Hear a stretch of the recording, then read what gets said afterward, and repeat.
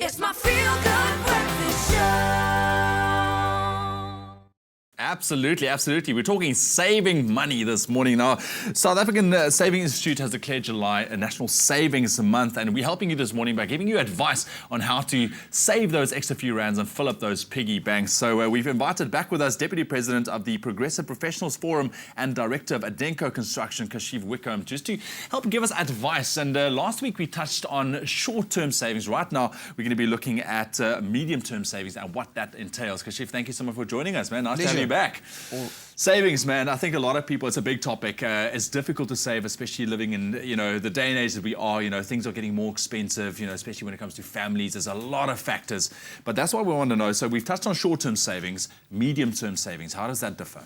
Now, the difference, of course, between medium-term and short-term savings is one thing and one thing only, that's the time frame. Now, the rule of thumb would be that medium-term savings is anything that you want to save within or at the end of a 3-year period. Okay. So and then, of course, the objective is education, a little holiday, to save a deposit on your buy or to purchase a house. So that type of thing we're looking at. Which is kind of saving for a goal in the near future, which I kind of like it. So what would you say is the best way to go about and investing your money in, looking at a medium term? Okay, well, the first thing you need to do is hedge against inflation. That's a very fancy word. Hedge against inflation. So what we're saying when you want to hedge against inflation, inflation last year in South Africa was at about 6.4, 6.5%.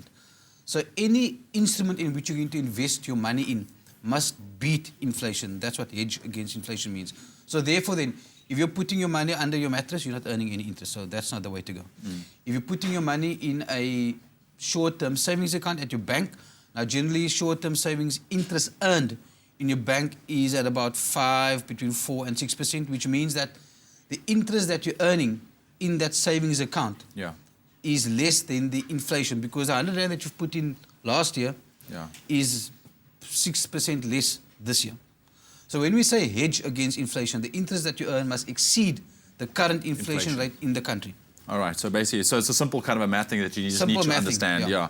So taking a look at your medium-term saving, how does a person determine how much they should put away for medium-term saving? Is that goal dependence? And also because I think this is when it comes to putting away money, it's difficult for people to kind of fathom looking at their current financial status. It's one of those things where you've got to save what you can afford per month versus what your financial objective is. So it's best to start at the end and work your way back. So, for example, if you want to save 10,000 rand at the end of 3 years, then you need to ask yourself, okay, now what must I save per month to reach that amount of 10,000 rand? Now, again, it doesn't have to start at 500 rand a month. It could start at 300 rand a month, and then so you increase the savings as your income increases or as your debt reduces. Remember what we said in the first part of the series, that it's best to get rid of your debt first before you start saving, because the interest that you pay on your debt far exceeds the interest that you earn. I want to ask one last question quickly. What about people, you talk about saving monthly. What if somebody looking at a medium-term goal, whether that be for education, for short holiday, they have a lump sum of money. How would you advise that person to go about saving it in the medium-term investments? Now, when you're saving in the medium term, we said preferably not in the savings account, a bank savings account. Look at unit trusts. Okay. Now, with unit trusts, there are a number of questions you need to ask. One, can I invest a lump sum, which in most cases or all cases are yes.